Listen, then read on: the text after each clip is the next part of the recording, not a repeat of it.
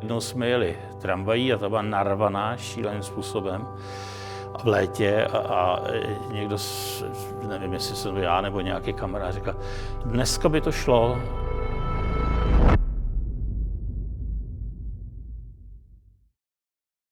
Jmenuji se Jiří Hubatka, je mi 73 let, jsem fotograf, i když jsem vystudoval něco jiného, nicméně jsem se tím zabýval celý život. Já jsem vyrůstal v Karlových Varech, já jsem se v Karlových Varech narodil a díky tomu, že jsem měl opravdu báječní rodiče, tak moje dětství bylo velice hezký. Karlovy Vary byly tenkrát taky krásné město, sice takový trošku zanedbaný, ne jako dneska. Nicméně to skýtalo dětem velký prostor pro dobrodružství a všelijaký výlety do různých zřícených domů a podobně. Vnímal jsem to už od malička, protože moje oba rodiče byli v podstatě antikomunisti, dá se říct. To jsem i já. To už jsem byl v Praze a studoval jsem střední uměleckou průmyslovou školu na Žižkově. A protože to bylo v prázdninách, že jo, tak jsem byl v Karlových Varech. No a ráno mě zbudila maminka a řekla, Jirko, venku jsou ruský tanky. Když jsem podíval z okna, oni tam fakt byli, tak jsem šel trošku do města, pak byl jsem až v Rybáří, kde teda ty tanky, ten rybářský most vlastně spadl, protože tam bylo napsáno, nevím, 3 tuny a oni na to vyjeli 3 ruský tanky. A i když to mají taky jako my, ale asi to nepochopili nějak, takže tam byly 3 ruský tanky a jeden se probořil a ty 2 ostatní byly takhle dolů k němu. Oni to nechápali vůbec, protože si mysleli, že se tady setkají s nějakým ozbrojeným odporem.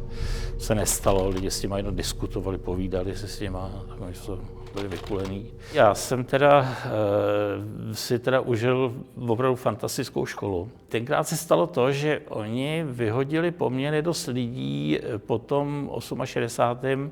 z té vysoké umělecko-průmyslové a oni hodně šli učit i na tuto střední školu.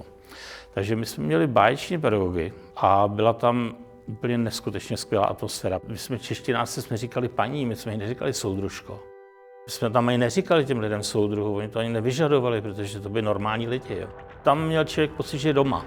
Tradoval takový vtip, že jednoho krásného dne komunisti půjdou do prdele, ale my jsme jednou jeli tramvají a ta byla narvaná šíleným způsobem v létě a někdo, nevím, jestli jsem to já nebo nějaký kamarád, říkal docela nahlas, dneska by to šlo, celá tramvaj se smála, opravdu celá.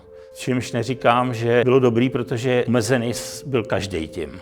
Každý tím byl omezený. Nikdo nesměl cestovat. Spousta věcí byla prostě totálně nesvobodná, jo, což je možná pro vás úplně nepředstavitelný, ale fakt to tak bylo.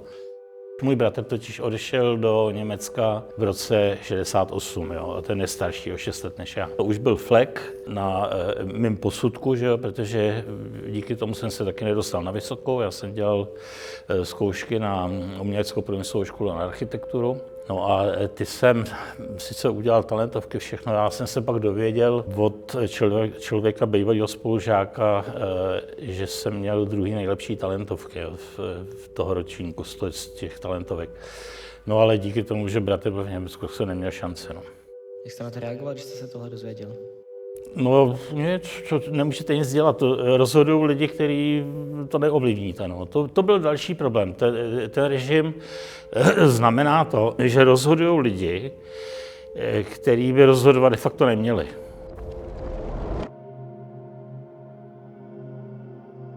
To jsem musel tenkrát žádat, takzvaný devizový příslib, protože bez toho nešlo vycestovat, bez toho, abyste dostal nějaký ty devizy, abyste tam mohl za něco existovat. No a to mě odmítli dát.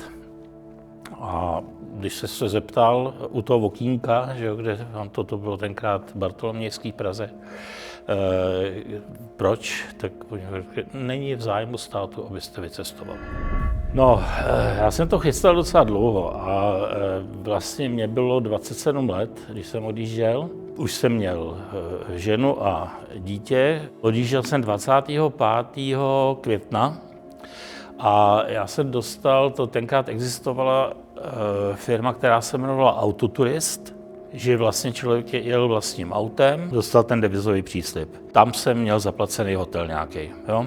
Ale taky muselo přijít prostě to povolení a to mi tenkrát dali. Nevím, jak je to možné, ale prostě jsem to dostal.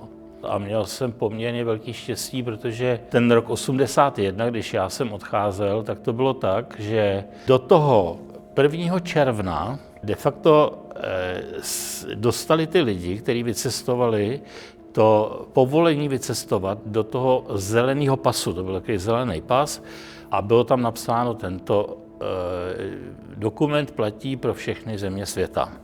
A změnili to 1. června a ty lidi, kteří tenkrát vycestovávali opravdu týden po mně, týden po nás, tak dostávali šedivý pasy. A tam bylo napsáno, že tento pas je platný pouze pro Jugoslávii. A my jsme je dostali, ty tranzitní víza ještě. Bylo to docela hodně nepříjemný, protože já jsem samozřejmě si bral s sebou nějaký marky, jo, a ty jste musel schovat. Ale já jsem to schoval mezi takové plechy, mezi podlahu toho, ze spoda podlahu auta a vejfuk. Jo. A musel jsem mít i maturitní vysvědčení, takovéhle věci, pár věcí, o kterých jsem věděl, že je budu potřebovat. No a ty byly schovaný, oni kdyby bývali to auto prohledali, tak ho to stejně našli. Jo. Naštěstí ten syn začal tam trošku brečet, tak oni mě pak promávli a už jsem byl v Maďarsku, už se mi ulevilo, tam už jsem věděl, že je všechno v pořádku. No.